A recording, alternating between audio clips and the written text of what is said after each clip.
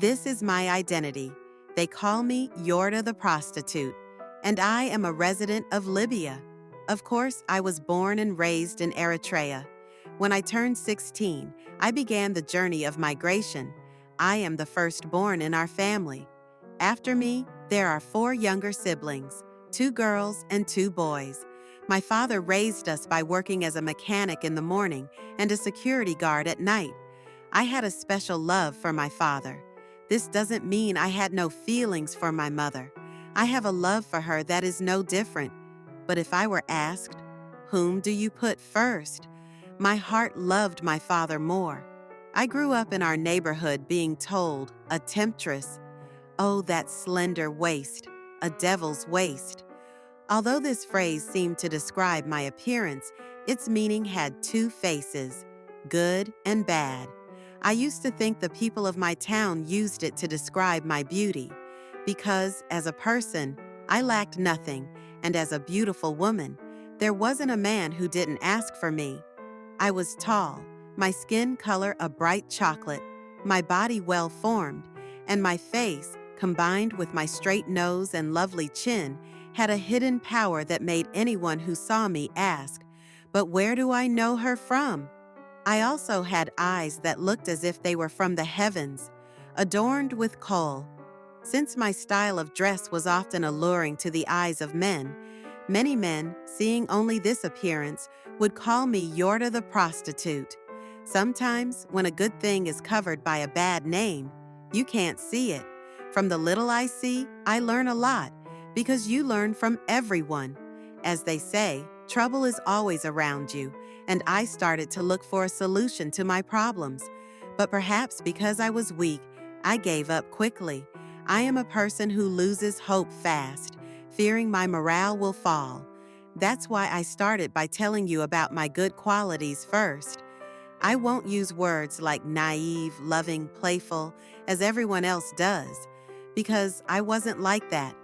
My every action was mixed with cunning, concerned only with my own benefit and indifferent to the harm of others, with a selfish and dull conscience. I was very cruel, my outer and inner beauty completely mismatched. I only thought about what was ahead of me, never about what might happen to me. In short, besides my looks, I was a woman whose character was rotten. But as they say, a strong one has a stronger one, and in the end, I met someone crueler than myself. I truly came to believe the saying of the cynics, "The devil may be older, but in deeds we surpass him." Because now I am about to narrate the hellish life I am living in Libya. Let's call the title of my story, Migration and Yorda the Prostitute. Migration is a massive university where your mind is crushed and you learn humiliation, shame, self-loathing, and self-torment. I am explaining this analysis through my own experience. I was still 16 years old when I entered Sudan. When migration and youth meet, the burden is incredibly heavy. To be honest, in Sudan, thanks to my family, I never struggled for a single minute. Since my uncle lived there with his family, I wasn't a stranger. I went straight to my home, and I stayed with them for about 5 years. As it happened, they had a migration process to Canada, and God straightened their path, and they entered safely. After they entered, they planned to submit my papers after a year, but God did not permit that plan. 6 months after they left for Canada, I thought, who has the time to wait for them? And headed on the unknown journey to Libya. The journey began. Life in Libya started with a count of 1. I left Khartoum, the city I used to call my sweet second home. We arrived at a place called Omdurman. We spent the whole day there, waiting for the people who were supposed to traffic us, and we lost hope. Just as we were thinking, these people aren't coming, and considering turning back, 3 cars arrived and we heard a voice shout, "Yalla, get in." Life in Libya began from that very minute. After 3 days, we reached a place called Kufra. I was overjoyed, thinking I had entered Libya. We made it safely without being kidnapped or raped, thank God, I said, forgetting that my journey was far from over, and I declared it finished myself. Our smugglers let us rest for 2 nights to shake off our exhaustion, and then again we heard that voice. Yalla, get in, the voice we never wanted to hear. We started whispering to each other. Some said, "We're lucky, we're heading straight to the sea." Others among us clutched our stomachs and said, "Our journey isn't over yet." When we arrived at our destination, many other people like us were already there. After 3 days, we were told, "Call your families." We all called, but at that moment, an unexpected problem arose. They added a huge amount to the price we had agreed on, telling us, "Pay $6,500. It was then we realized we had fallen into their trap. Since most of us came from Sudan, we had agreed on $3,500, but we were forced to pay the same amount as our brothers and sisters who came from Ethiopia. There was no choice. Like everyone else, I called my family. When my father and mother heard this, they fell ill with a sickness they didn't have. Combined with the fact that I was a girl, they had no choice and sent the money quickly. However, after I paid my money, the smuggler said, "I'm not sending you." He left me behind, the only one from the cars. What did I do? I paid the money. Why am I being left behind? I asked him in tears. He replied, "Because there is no one to pay for you a second time, you will wait now. Those who are leaving are not going to the sea. They are going to another warehouse." I didn't understand what he was saying. "But why from this warehouse to another?" I asked. Looking at me with contempt, he said, "You fool! This is Libya. Do you know how many times you have to pay in Libya? Is there anyone who will pay for you a second time?" When he said that, I froze like ice where I stood. My mind went blank. And just as he said, like a fool, I willingly chose to wait to avoid paying a second time. This waiting, however, brought consequences. My family started to worry, asking, "Aren't you leaving?" To avoid worrying them, I closed all my social media, Facebook, WhatsApp, and hid. One evening, however, the smuggler, drunk, summoned me to his house. I, who had never known fear, was filled with a tremor I had never felt before. I began to think only of the worst. Before I could finish my thought, I heard a terrifying voice shout, "You!" My body began to tremble. In the house, there was a mountain of alcohol and food. The door was locked, and we were alone. "I'm talking to you. Can't you hear?" he said, and then he uttered my name, Yorda.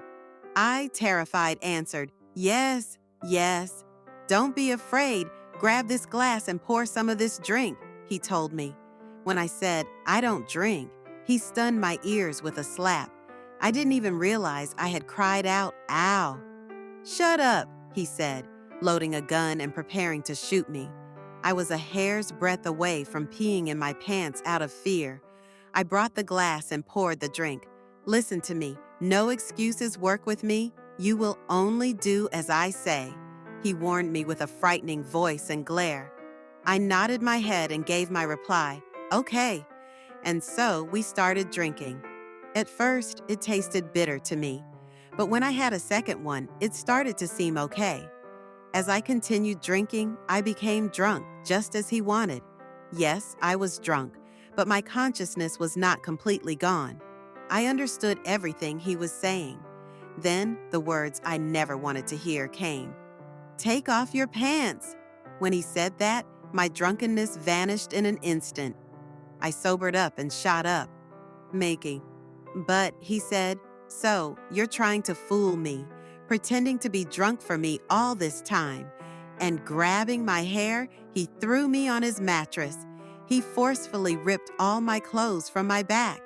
I was completely naked, my hands not knowing what to cover, flailing here and there. He, however, tried to assault me cruelly. It seemed the time for me to reap what I had sown had arrived. Seeing all my tears as I pleaded with him and my feeble attempts to defend myself, He felt no pity or mercy. After a long struggle, when my strength was depleted, I panicked. "Ow!" I cried, finding no one to help me. I realized my life was in his hands and gave up hope. He took advantage of my weakness, pressing down on my neck with force, beating my back, until I hated the day I was born. Finally, he tied my hands and feet with a rope. Then he took off his clothes, and we were both naked. "Fine, do whatever you want to me, but please, just let me go." I began to plead, but he refused to listen. "Now I'll do what I want," he sneered. I was shocked. "What are you doing?" I asked him. "You'll see for yourself," he said. And then, worse, not in the normal way, but in an unnatural one, he began to rape me. I couldn't bear the pain. I bled a lot. But he, with joy, spent the whole night raping me unnaturally. When morning came, he called one of the men who worked with him and ordered him to take me back to my place. I remember my legs failing me as they took me away. I felt faint and collapsed in a heap where I stood. For a week, I couldn't bear the pain. If I tried to eat, I would vomit. For a week, I suffered from diarrhea and vomiting. As if to show he understood my pain, he gave me pills for the pain and the diarrhea. After I took those pills, I improved a little. But what good did it do? As soon as I was better, he started summoning me again. I just hated my life. Every evening, he would call me to his house. He would do as he pleased with me. And it didn't stop there. He went even further, telling me, "Make me coffee naked, make me tea naked." "Oh, Yorda, this is what you get," I would say, arguing with my fate. And unwillingly, with a bitter taste in my mouth, I began to fulfill his desires. My body got used to the humiliation, and my soul, to escape the pain, began to seek refuge in the act itself. So, without him calling, I started to go to him on my own. Without him asking, I started to initiate the very thing that humiliated me. And just like that, without realizing it, I became addicted to the pain and shame. He, in turn, began to despise me for this behavior. The nightly routine he had accustomed me to, he started to do only once a week. What's wrong with him? Didn't he push me into this himself? Now that my body is used to the humiliation, why is he distancing himself from me? I began to think day and night. I simply forgot my path, my life, my purpose, my thoughts, and began to worry only about him. Without realizing it, I gave him a place in my heart. Yes, I fell in love with that cruel smuggler. To torment me, the encounters I had become addicted to, which he gave me once a week, became once every 2 weeks, then once every 3 weeks. With time, as he distanced himself from me, he started to bring another girl. He would take her to his house and send me back to the warehouse. It was then that new feelings called love and jealousy took control of me. I didn't know what to do and began to worry, to get sick for no reason, to fight with everyone. It went on, and I started to mess around with the other captives who were with me, but I couldn't be satisfied. What can I say? Slowly, he accustomed me to the unaccustomable. My life was ruined. I became someone with no hope and no future. Everything piled up on me. I felt suffocated, and when I ran out of options, I begged him, "Please, even if you don't love me, don't deny me what you've gotten me used to." Addiction is a terrible thing. Until you are in that trouble, you won't understand it. It won't seem like that to you. But once you're in it, it's difficult. It might even be the worst kind of addiction. I even started to think that maybe he was acting this way because of his own terrible addiction. Because I see myself now, forgetting my family, my purpose, my suffering, and most of all, my future. I have fallen in love with a smuggler who can't be called lovable and have been reduced to begging. Anyway, we continued like this for about 7 months. But after all that, One day he opened the door and chased me out, saying, "Go, get out of here." You might be asking, so why don't you just leave? But how could I leave? I was infected with a bad virus. I just couldn't go. I went back to that place again. "I'm not leaving. I will be with you," I told him. He, to spite me, did to another girl right in front of me what he used to do to me. But even with this, I didn't lose hope. My ability to reason was gone, and when I refused to leave even as he told me to, he finally put me and the other girl in a taxi and told the driver, "Dump them in Tripoli and come back." As instructed, the driver dropped us in the city of Tripoli and left. Since it was morning, we found 2 Habesha men in the city. We told them all our problems. They felt sorry for us, took us to their home, and let us spend the night. Since we had nowhere to go, we begged them, "Let us stay with you until we get on our feet." Because the men had a conscience, they saw our weakness and said, "Go register at the UNHCR," and took us to get registered. Because of what I had done, I couldn't contact my family. I was terrified. What would they say to me? How could I tell them after being gone for so long?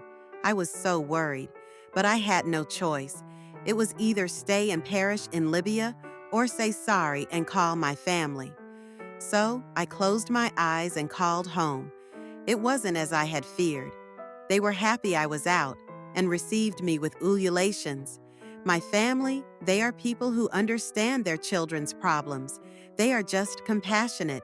As if my luck had turned, everything improved for me.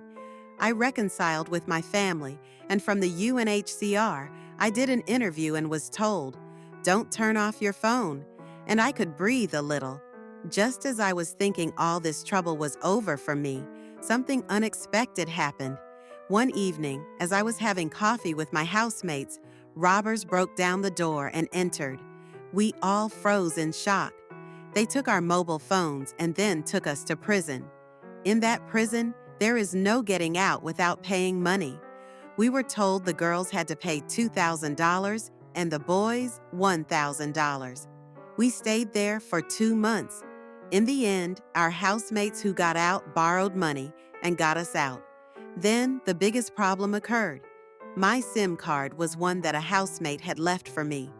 My UNHCR appointment was on it, meaning they would call that number to inform me of any news, and my phone was with the robbers. The little hope I had felt like it was extinguished. I got a new phone again, went to the UNHCR, and told them, "My phone was lost. Please change my number to this new one." But they delivered news I never expected.